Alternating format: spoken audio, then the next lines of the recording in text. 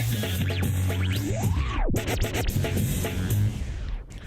This is Russell Brand talking with Bill Maher on voting strategy in the left. I have a soft spot for Russell Brand. I've always, obviously I disagree with, either not voting or not sucking it up and voting for awful candidates, whether they be, Clinton or Macron, if it means averting a Trump or a Le Pen.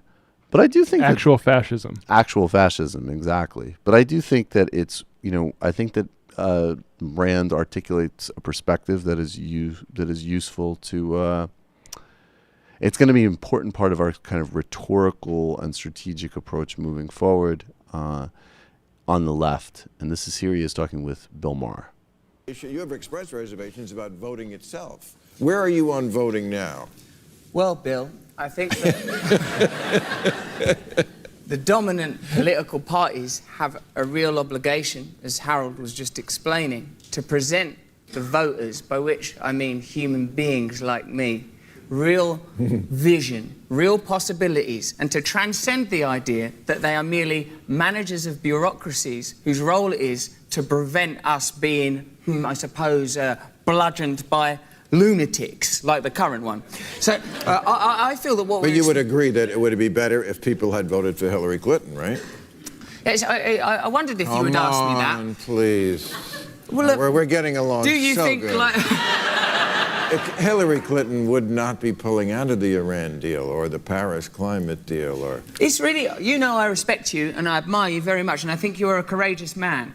One of the problems I have in instances such as this is that politics became so centralised, realistic opportunities weren't offered to ordinary people, and when a candidate like Bernie Sanders emerged, he was not given the opportunities that he deserved. I never voted in my country. What do you mean he was not given the opportunities? He was given every opportunity. He ran in America. People voted for him, not as many as Hillary. I wonder why this occurs. Because, I mean, you're talking now about the manipulation of boundaries and borders and the way that certain political figures are managed towards positions of power and authority. That exists at a party political level. The Democratic Party had preferences. Their preference was Hillary. You got Hillary. Hillary lost. And I don't think that this is not... I think you can tell from a glance that I'm like not a Donald Trump guy. No. I'm trying to come to common ground with you. Let me give you one example from this week. While all the craziness was going on, the Republicans did not reauthorize a program called CHIPS, Children's Health Insurance Program. Appalling. Yes, you know of it. Okay, it's been there for 20 years, bipartisan. 9 million kids now are not going to get, what they need, the doctor visits, checkups. Yes, this is dreadful. So I think for those people, voting matters. You are quite right. It's easy to say, voting and they're all bad, but for those people downstream, it would have mattered if he wasn't president. I entirely recognise I had a comparable problem in our country because I'd advocated not voting. I said, well, don't vote until they give you realistic opportunities, until there are politicians that speak directly to you, that speak for ordinary working people. Until then, why would you participate in this spectacle? You're being invited to participate in something that doesn't offer you realistic opportunities. The candidate for the left at that time was, I would say, a comparable candidate, someone that was a neoliberal, centralist politician that didn't oppose the corporate interests and elite interests. This allowed hegemony to continue. Now, I think that if the left isn't brave enough to occupy the space where ordinary people whose lives are in difficulty and in trouble, if a politician on the left doesn't say, we are interested in representing you, we want to take care of you, ordinary Americans, then the bizarre, lunatic rhetoric of a man like Trump is suddenly appealing. We have witnessed this. The alternative is in the United Kingdom that Jeremy Corbyn, a genuine socialist candidate, has come to the front, and I voted for the first time, and people care What now. were you like on cocaine? That's a decent Bill Maher line. What were you like on cocaine? I think that it's a very important conversation because I think, of course, like in the narrow sense, Bill Maher is right. But the key word is the narrow sense.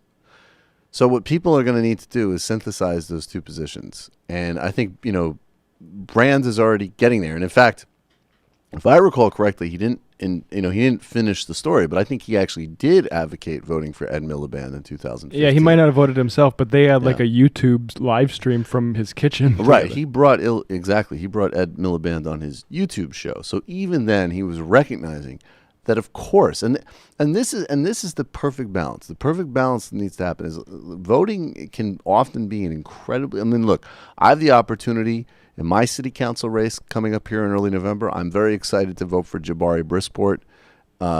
He's a Democratic Socialist, a Green, and he has incredible plans on gentrification, on housing affordability, on the environment, on policing.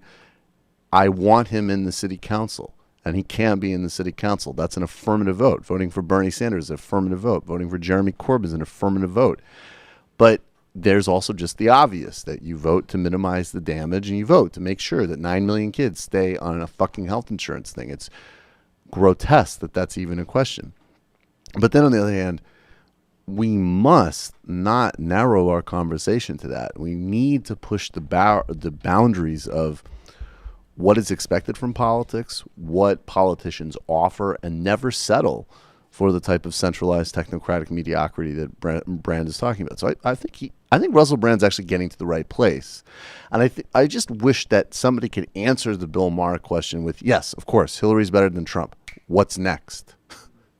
What do you need to do to improve our lot? Do you think it's just sufficient to vote for a minimally better, well, not very better, but pretty awful neoliberal who's not going to do anything fundamental on climate, inequality, and foreign policy, and just avoid fascism, and then you can go just keep minding off while most of this country continues to sort of brutally suffer in the world?